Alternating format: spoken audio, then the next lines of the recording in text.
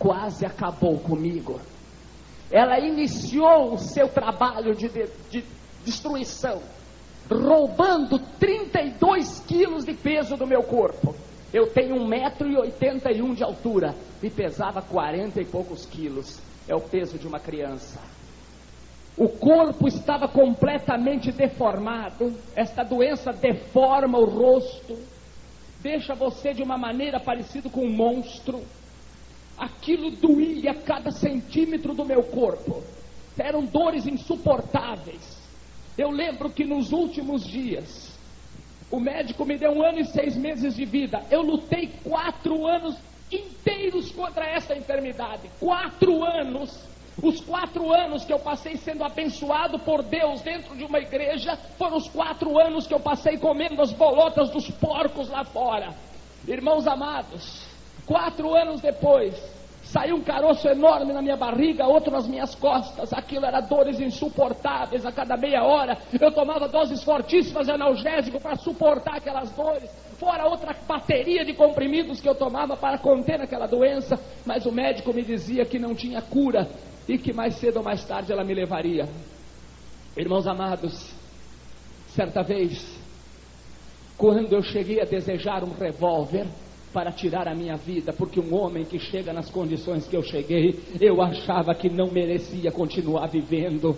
Aonde para andar 20 metros da minha cama até o banheiro, eu demorava aproximadamente meia hora, porque tinha que sair rastejando pelo chão como um animal, porque as pernas não suportavam mais o peso do corpo. O quarto cheirava mal, uma coisa tremenda. Eu não sabia mais o que fazer da minha vida, mas a dor que mais doía dentro de mim não era a dor do câncer, não. Apesar de doer tudo, mas não era. A dor que mais doía dentro de mim era saber que eu ia morrer e eu ia para o inferno, porque eu era conhecedor desta palavra aqui. E esta palavra aqui diz que aquele que morrer sem Cristo, ele vai para o inferno, sim. E eu estava desviado e eu estava condenado à morte. Quantas e quantas vezes eu passei de frente às igrejas e os meus olhos derramavam lágrimas. Eu chorava ao passar de frente a uma igreja, principalmente se estivesse cantando um hino, ou eu vendo que tinha culto lá dentro. Eu dizia para Deus: Senhor, um dia, Senhor, Tu fez um milagre na minha vida, sem eu saber nem o que era aceitar Jesus. Tu me arrancou de um banco e me colocou na frente, chorando, aceitando a Jesus. Será que hoje, depois de conhecer a Tua glória, será que hoje Tu não está olhando para mim? Tu não está vendo a situação que eu me encontro? Eu estou aqui desviado, estou morrendo, estou apodrecendo em vida. Senhor, eu não quero nem a saúde, mas eu quero salvar minha alma. Eu não quero ir para o inferno. Por que Tu não faz um milagre e me joga dentro da igreja de novo, se Tu sabe que eu quero ir e as pernas não me levam?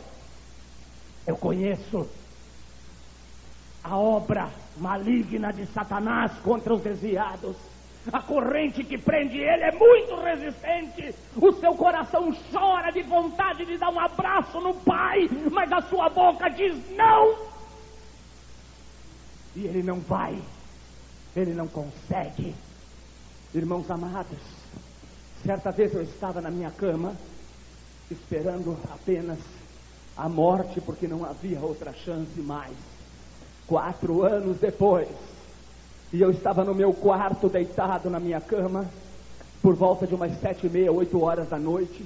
Eu só não lembro se eu estava dormindo ou se eu estava acordado, mas eu lembro como se fosse hoje, tão claramente, que uma voz entrou dentro do meu quarto.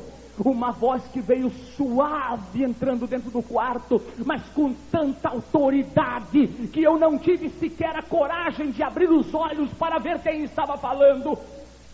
Mas essa voz, ela disse exatamente assim: eu sou a ressurreição e a vida, e aquele que crer em mim, ainda que esteja morto, ele viverá. Eu sou a ressurreição e a vida, e aquele que crer em mim, ainda que ele esteja morto, atolado nas drogas, viciado, drogado, prostituta, marginal, homossexual, aidético, não importa, ele viverá. Aleluia! Estas foram as palavras que eu ouvi e eu adormeci, coisa que eu não fazia há muito tempo. No outro dia pela manhã eu me coloquei em pé e não percebi, porque as pernas não suportavam o peso do corpo mais, e eu me coloquei em pé e fui até o banheiro. Quando eu olhei no espelho eu levei um susto tremendo. A minha pele, que estava completamente apodrecida, o rosto deformado por causa daquele maldito câncer, a minha pele agora, ela estava tão limpa como você está vendo agora. Eu coloquei a mão na minha barriga, o caroço não estava mais. Eu coloquei a mão nas minhas costas, não tinha mais caroço. Alguém tinha entrado aquela noite naquele quarto, alguém com autoridade suficiente para dizer: eu sou e não há outro Deus comigo. Eu mato, mas eu faço viver. Eu firo, mas eu saro, e não há quem escape da minha mão. Alabando rabasturi cantalabashai. Multidões, caravanas de pessoas iam na minha casa. Aqueles que acompanharam meu martírio iam na minha casa.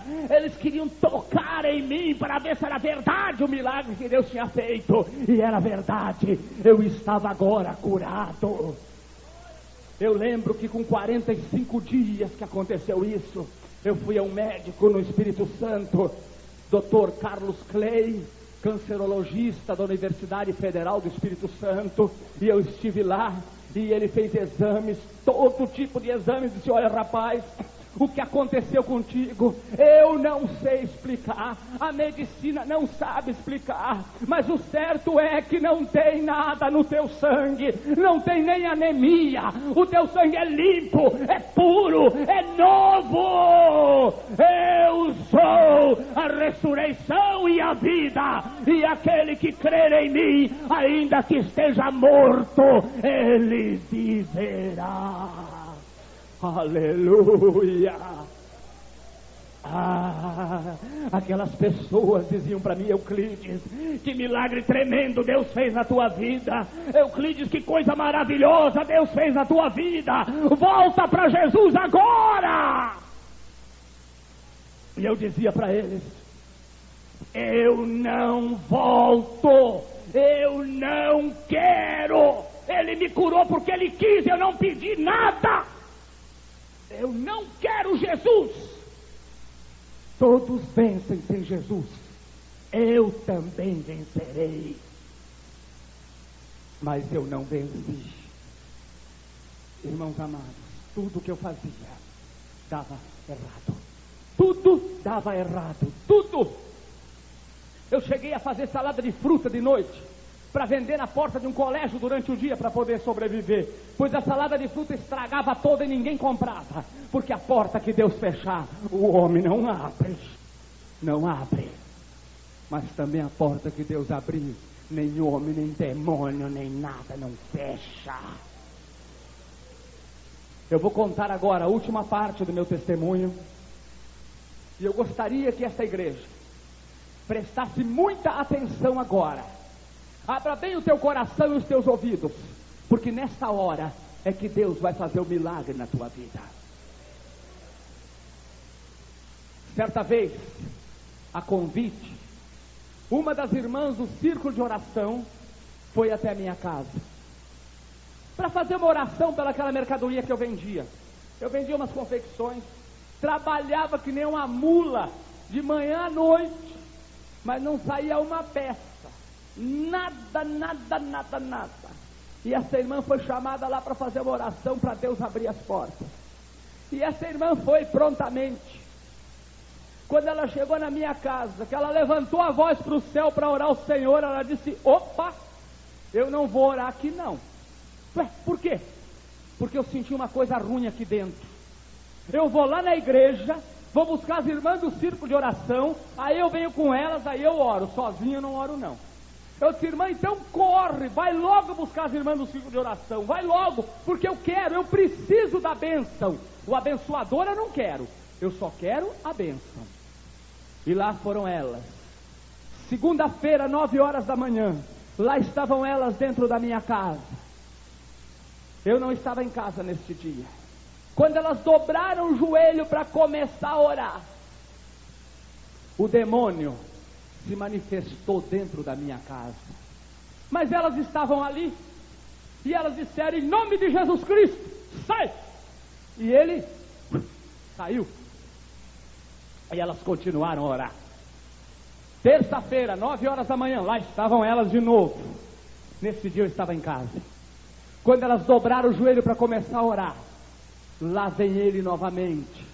O demônio manifestou-se dentro da minha casa. As irmãs começaram a orar, a clamar, a expulsar. As irmãs fizeram tudo que estava ao seu alcance e diziam em nome de Jesus Cristo, sai, sai, sai. E ele dizia para elas, eu não saio. Eu não saio. Eu vim aqui buscar uma coisa que me pertence e eu só saio daqui depois que eu levar. Interessante que todos os que estavam na sala, eles ouviam a voz dele como você escuta a minha, mas só quem via aquela coisa nojenta, aquela coisa imunda, era eu. E ele fitava os olhos nos meus, ele andava para lá e para cá, e ele dizia, tu sabe por que eu vim aqui? Porque tu é meu, tu me pertence, e eu só saio daqui depois que eu te levar. E esse nome que vocês estão chamando, ele não tem poder para me mandar embora, não. Vocês estão vendo, vocês estão chamando e eu não saio. Esse nome não tem poder para me mandar embora. E ele começou a relatar fatos da minha vida passada. Ele ficou 5 horas dentro da minha casa, de 9 da manhã às 2 horas da tarde. E ali, ele me disse coisas tremendas, coisas terríveis, que muitas eu revelo no meu testemunho e outras eu nem falo mais, porque Deus me proibiu terminantemente de falar sobre essas coisas. Mas aqui a igreja precisa ouvir. Essa sim Deus me autorizou a falar. Irmãos amados, ele dizia para mim, você sabe por que você me pertence? Eu disse não. Ele disse, você lembra do seu avô? Eu te lembro. Ele disse, o teu avô nem sempre foi aquele homem rico e poderoso que tu conheceu, ele não. O teu avô era um homem pobre, miserável, e não tinha sequer uma cadeira para sentar em casa. E eu apareci para ele e perguntei o que ele queria. E ele disse, eu quero dinheiro. Eu quero muito dinheiro, mas eu quero tanto dinheiro que nem eu mesmo saiba a quantidade de dinheiro que eu possuo. E ele disse, eu te dou esse dinheiro. E tu, o que é que tu tem para me dar em troca? Ele disse, o meu neto nasceu agora, eu te dou ele. E ele aceitou. O meu avô foi um dos homens mais ricos de Caxias do Sul, no Rio Grande do Sul, onde eu nasci.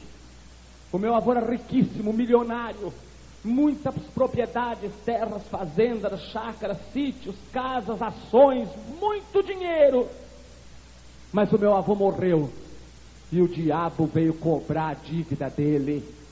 E ele começou a me contar que tantas e tantas vezes, quando eu enfrentei a morte na minha vida, por centenas de vezes quando enfrentei a morte, todas as vezes ele dizia, eu estava lá para levar a tua alma e cobrar a minha dívida, mas sempre alguém do teu lado estava lá para te proteger. Mas hoje, aquele que te protegia não está mais aqui. E hoje eu só saio daqui depois que eu te levar. Irmãos, eu fiquei apavorado. Eu corri na casa do nosso pastor presidente, que ficava a 2 quadras da minha casa. E eu disse, pastor, pelo amor de Deus, me socorre. O demônio está dentro da minha casa, as irmãs estão expulsando. Ele falou que não sai, ele quer me levar. Me socorre, pelo amor de Deus. Lá vem o pastor, um servo de Deus com quase 70 anos de idade, quase